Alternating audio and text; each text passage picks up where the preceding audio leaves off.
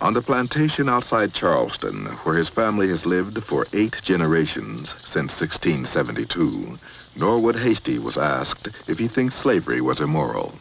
No, I don't.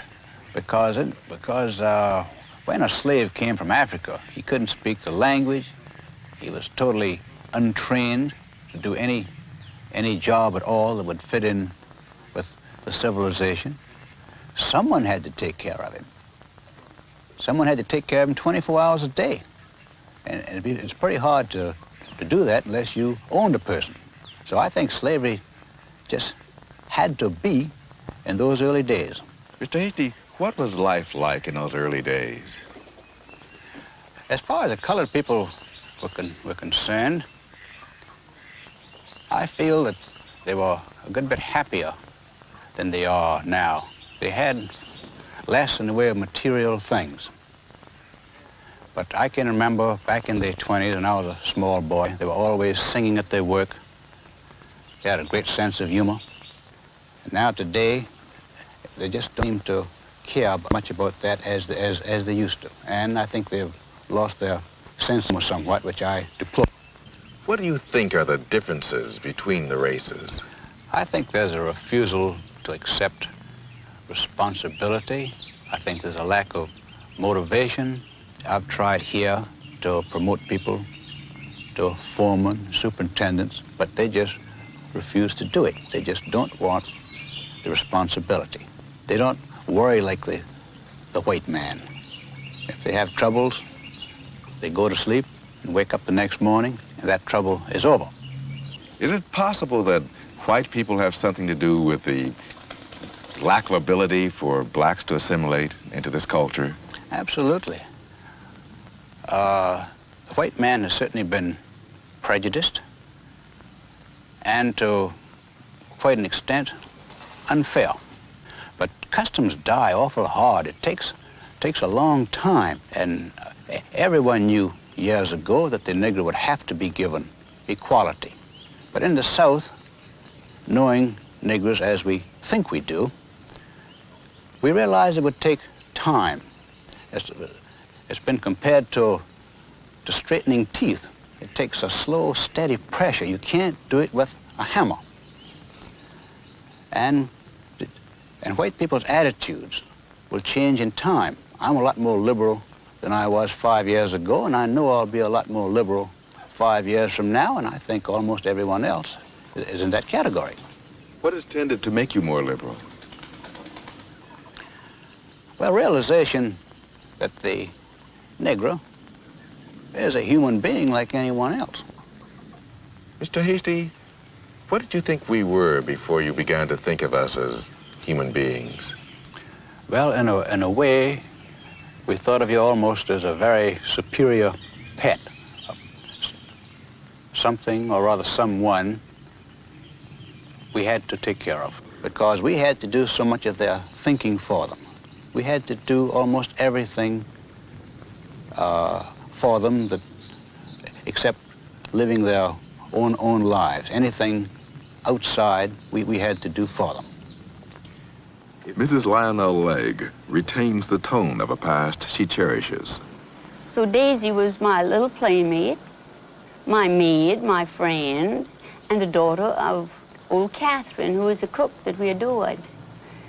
And so all those years, we played together, and everyone was happy. We never heard of all these things that we hear about today. And there were nearly 100 enormous rice plantation with many animals around and a beautiful old house and about 100 colored people there. But we loved them. They were our friends. And then it's no disgrace to say they're like children. When we say that, it's because they are like happy children, some of them. Because they like to sit in the sun and rather than work hard. And they'd rather play than work. If you could, would you paint a picture for us of what it was like on the plantation in your early days? It was a lovely, happy time living in open spaces with many lovely colored people. and animals and flowers and fields. My father had everything thoroughbred, from the pigs, horses, the dogs, and the people had to be thoroughbred. And we would get into a buggy with him and drive to the plantation from what we call the pine land where we lived. And we would spend, every Saturday this was, and we would spend the day, and old Fortune, I can see him now, would give us dinner, and we would have a heavenly time. And old April, he was the dairyman. That's all he did.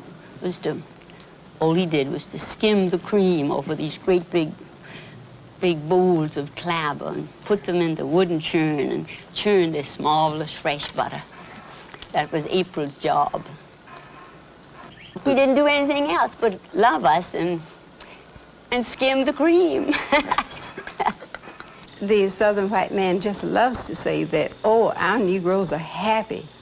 They like it. They like the way things are. If other people would just leave them alone, there wouldn't be any problem. And some, I think, really believed it. And I think that that's one thing perhaps that sort of thrown them off balance when all of a sudden their Negroes just weren't behaving the way they thought they ought to behave. They were just a doormat. And that's where the good relations came in. As long as you're a doormat, we have wonderful relations. They just felt that until recently, relations between Negroes and white were just so very good. Just wonderful relations. It's outside agitators. And yet, it never occurs to them that they were good on whose terms? On their terms. Every man, woman, and child in Mississippi can rationalize how they have always been friends to the colored man. All of a sudden they wake up here one morning and are told that the way they've operated for the last 100 years is wrong. This is a hard thing to just tell a man that he spent his life doing something wrong. He doesn't have to believe it. And then all of a sudden, we're some kind of demon. If you live in Mississippi and run a cotton plantation, you're supposed to be some kind of demon. This is the national image of a cotton plantation operator in the Mississippi Delta. Humphreys McGee owns a 2,500-acre plantation in the Mississippi Delta. His mother's family has been in the state for 7 generations. And on his father's side, the McGees moved to the Delta from South Carolina. Charleston was the elegant capital of Southern culture in the 19th century. Mississippi was the frontier. Attitudes hardened early. The old way of life has endured in Mississippi longer than anywhere else. Whites and blacks in the Delta look at the past from different angles, but it is a shared past. See, the Civil War's over, and regardless of the evils of slavery, these people understood each other. It was not some sort of medieval torture for a person to be a tenant farmer on a plantation. And I don't know anybody that's ashamed of the system, the way it worked. On the plantation, I have 15 boys working machine operators. But I will say that the system we had was a system that, on the surface, developed a very outgoing, happy group of people. They're old people now, but these are the people that I grew up thinking I knew. I work hard, and he work hard. I worked hard. I'd get up at 4 o'clock and get my breakfast done. Just at dawn of day, I go to the field and we pick cotton. Mr. and Mrs. Haywood Jenkins of Sharkey County, Mississippi have, between them, picked cotton for over a century. My boss man came along. He says, Mary Jane? I said, sir. Says, when you wash? I said, I washed last night. He said, I don't want you to do that no more. That's my agent, you know. He says, every Friday morning or Friday evening, you wash. And let all the children stay there with you until you get through. When you get through, then y'all can go back to the field and wait. Now, the agents was mean, some of them. Some of them was mean. They want to whoop the colored people. And that time, the white man come along. He says, hey, but you ain't in the field yet? He just had started applying. He said, yes, I've just not had to eat my dinner. God damn it, you ain't doing a goddamn thing. Says, God damn it, I ought to take this damn stick and braille the hell out you. He said, no, she said, if you free the hell out of me, goddamn, I free the hell out of you. It makes me feel bad if I was under them, you know, how mean they was to treat us like that. This system, in its best sense, was based on noblesse oblige by the landowner. But I don't have 83 families anymore that I feel like I'm the daddy of. I do not expect to ever have this relationship with the younger generation, the children of these men. They are oriented entirely differently. They grew up in the 50s. They're conscious of the change in the status quo. They are fairly confused about what their position is. They don't want to be subservient.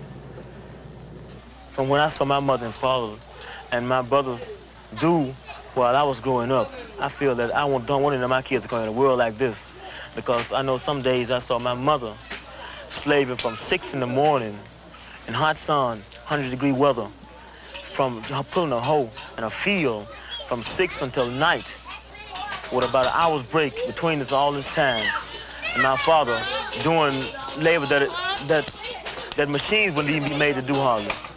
The labor's that bad. And I feel that if we've been working this long and can't even own the shirts on our back, I feel that we have to take some drastic steps to make something happen, to make a change come about, because Mississippi is going to either have to change or there can be no more Mississippi. And we have to do this in any means that's possible. Through our parents, we've earned Mississippi. There's no question about it, brother. I mean, if my mother got there and sweated from morning until night, and you tell me I don't own anything she sweated on, I mean, how can that be? How can it be? The white man does not want to give over his institutions, and that's what people fear that would happen. You just don't want to turn over the reins of everything and give up control. Who wants to give up control? Miles way out. Okay, guys, get in the car. Let's go. So white supremacy is undoubtedly a feeling that white people have all over the world. Of course, how the black man and the white man would live together has been the paramount concern of people ever since the Mississippi Valley was settled, especially when the greatest number were the black people. It's natural, as Humphreys McGee says, to want control. In Mississippi, white control has made the past hard to distinguish from the present. More than anyone else, the spirit of resistance to this control has been Fannie Lou Hamer. At the 1964 Democratic Convention, Mrs. Hamer was a leader of the attempt to unseat the regular Democratic delegation from Mississippi. Mississippi is still a very rough place. You know, people is not just walking up like they used to do in the past, walking out, you know, shooting a man down or getting maybe 200 or 300 people carrying you out and lynching you, but it's in a most settled way. You know, they can let you starve to death, not give you jobs. These are some of the things that's happening right now in Mississippi. See, Mississippi is not actually Mississippi's problem. Mississippi is America's problem. Because if America wanted to do something about what has been going on in Mississippi, it could have stopped by now. It wouldn't have been in the past few years between 40 and 50 churches bombed and burned. You see, and this lead me to say, you know, all of the burning and bombing that was done to us and the houses, nobody never said too much about that, and nothing was done. But let something be burned, you know, by a black man, and then, my God, you know, you see, the flag is drenched with our blood. Because, you see, so many of our ancestors was killed because we have never accepted slavery. We had to live on it, but we've never wanted it.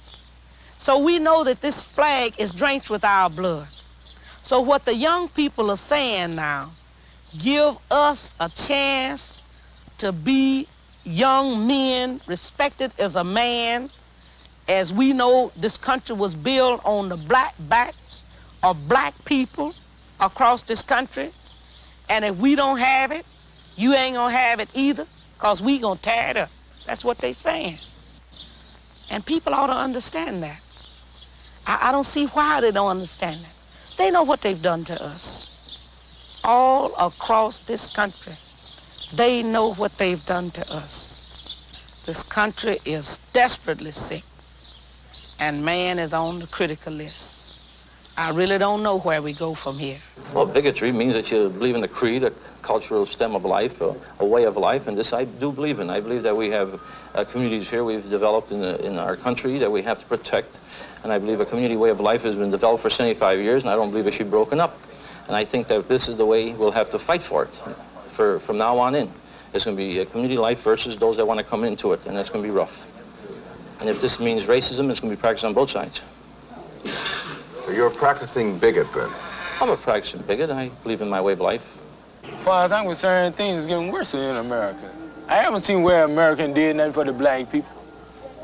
What have America did? They give a few Negroes with high position a higher job. That's still not helping the grassroots. I'm in the grassroots. My little brothers around here are in the grassroots. My sister is living in the grassroots. She's still living in the grassroots. As a young black man, I feel that I have an obligation to my race of people, not to no other race or no other nationality, just to black people. What the black man who leaves the South faces when he comes to Chicago is described by the Midwest Director for the U.S. Civil Rights Commission, John McKnight. In the South, he knows who the man is, the man up there on the hill in the big white house. And when he comes to a city like Chicago, it's much harder to determine who that man is. It's such a complex society. It's a different man who controls the house from the man who controls the job, from the man who controls the welfare, from the man who controls the hospital, from the man who controls the school. And I think what's happening is that he comes rather quickly to the conclusion that the man is all the white men.